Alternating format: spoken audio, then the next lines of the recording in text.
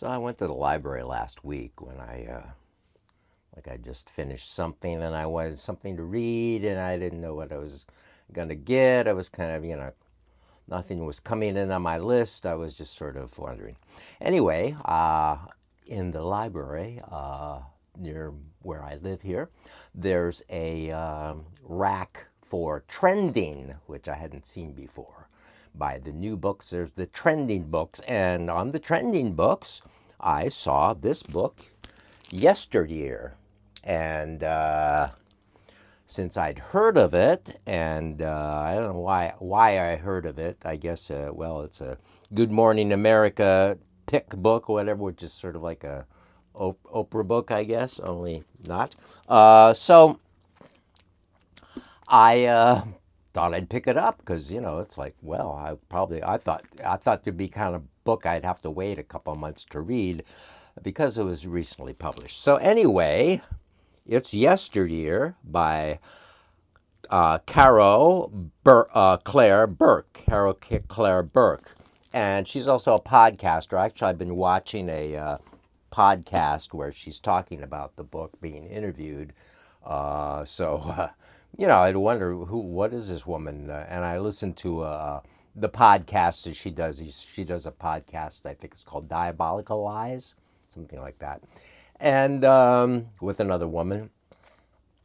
So I read the novel very quickly, actually, because it's quite interesting, and I really liked it, actually. And it's very feminist. The men are kind of either not there or just sort of like dumb, which is fine with me because that's kind of the way I feel about men as well. But yeah, it's really good. What it is, it's a sort of a book about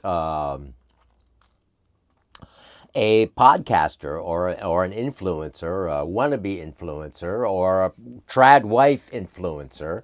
So it has a lot to do with like the tradwife movement, with Christianity, that kind of stuff. We meet this woman Natalie, who is a Christian girl who her father has disappeared. Her mother tells her and her sister that her father is dead, but of course her father is not really dead.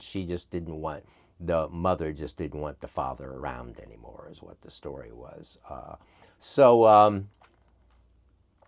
so what goes on in the novel? I mean, it's quite a lot of stuff goes on in the novel. It's a little long, getting on toward 400 pages, which I guess puts off some people, but not me, because I like them long. So it was.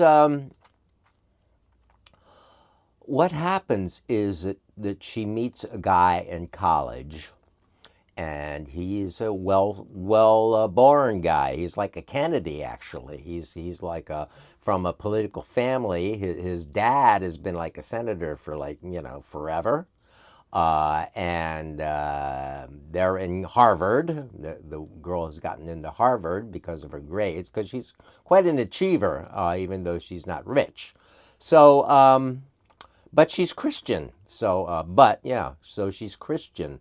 So she meets this guy, and he doesn't really have much direction in his life. Doesn't really know what he wants to do. He's the youngest son of several sons of the senator, and he doesn't know what he wants to do out of his life. And so they end up hooking up and getting married, and having a child quite early, and having a series of children. So and they're going to be like Christian together.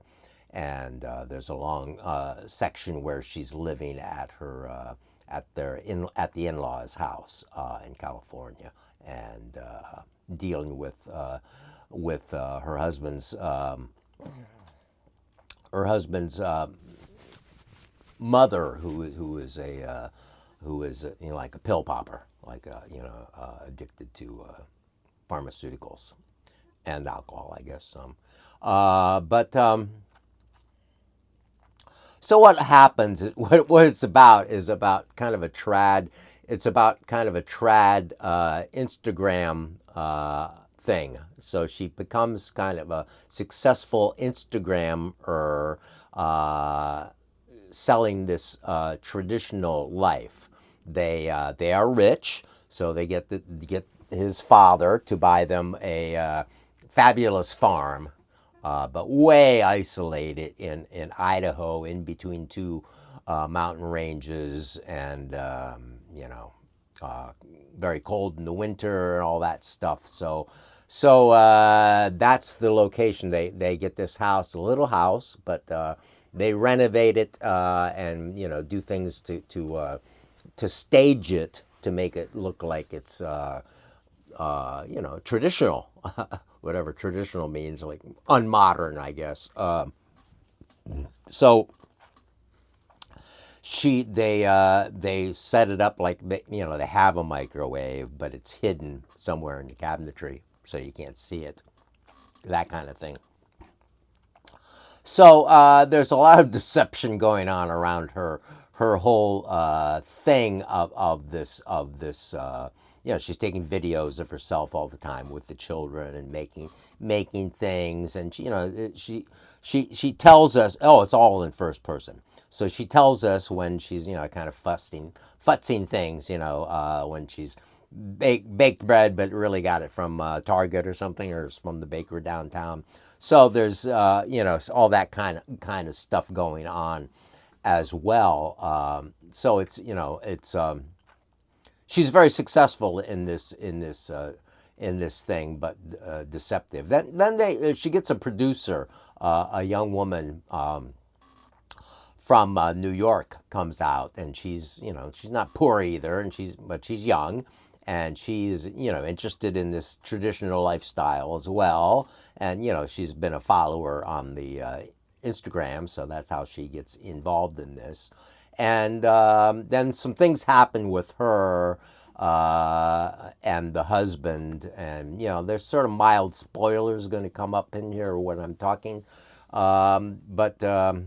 I think you should read the novel. I think the novel is really good. Let's say that right now, in case you want to step out before I start spoiling it too much. I thought it was really good. It's a very much feminist novel and well executed.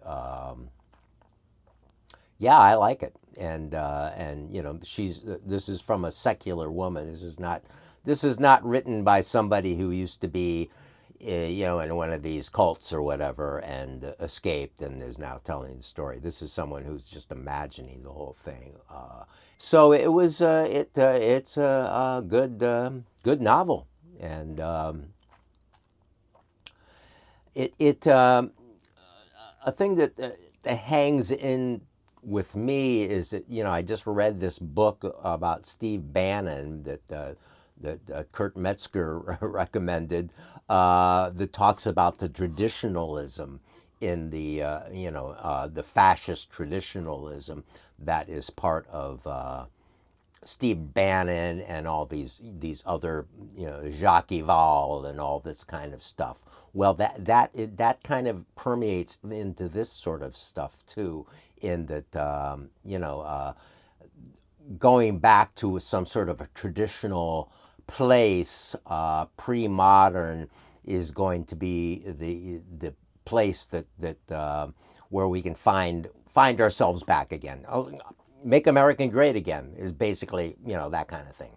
So if we can find that kind of way, we can get out of where we are now in this fascist craziness, post end of capitalism, whatever, and the men get more traditional jobs, all this kind of tradition and religion and stuff like that. So that's part of the Bannon thing, and that's sort of a part of the atmosphere in this book as well, in that it does comment on that kind of thing going on in our world right now. So they do have lots of children. It gets this is an unreliable narrator book, very much unreliable. As I listened to this interview with the author, she says to herself that she doesn't know the other characters except through the point of view of this main character, the unreliable narrator. And that's an interesting thing, because all these other people in the book are only introduced to us through this unreliable narrator, and so we don't really know what they're like. We only know her impressions of them and what they're like. So I think I might as well just stop there. I might come back to this again some other time, but I just thought it was a really good book. I really enjoyed it very much, and if you like to read novels, I would recommend it, especially if you're like a woman. You might like it even more than maybe if you are a man, because it's not really set for men. If you're a man's man, you're probably gonna be a little offended by this book. I would imagine. But me being not anywhere near being a man's man, I was not offended by it, and I thought it was really good. So that is Yesteryear, and I'll talk to you next time.